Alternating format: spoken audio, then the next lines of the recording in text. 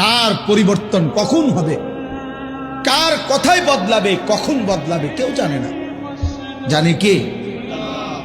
ফুজাইল ইবনে ইয়াজ বড় ডাকাত সর্দার ছিলেন।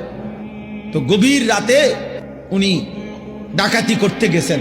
তো রাত্রিবেলা যখন গভীর রাতে এক বাড়িতে ডাকাতি করতে ঢুকছে, দরজার সামনে গিয়ে যখন দাঁড়াইছে তখন শুনতেছিল বাড়িওয়ালা ওই সময় আল্লাহর কোরআন পড়তেছে। উনি দরজায় দাঁড়াইয়া শুনতেছে যে বাড়িওয়ালা ভিতর থেকে আল্লাহর কোরআন পড়তেছে, আলাম ইয়ানি লিল্লাযীনা আমানু আন তাখশা কুলুবুহুম লিযিকরিল্লাহ।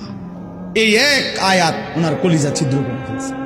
উনি পিছন দিকে ফিরে এসে আর চিৎকার করে দুই হাত তুলে বলছে, আয় রব, আয় মাওলা, সময় হলো, হয়েছে সময়, আমি আর এই নাফরমানির জিন্দেগি করব না, দিলাম ছাইড়া। তখন তিনি ওই সময় রাত্রে তো আল্লাহর কাছে এক ফোঁটা চোখ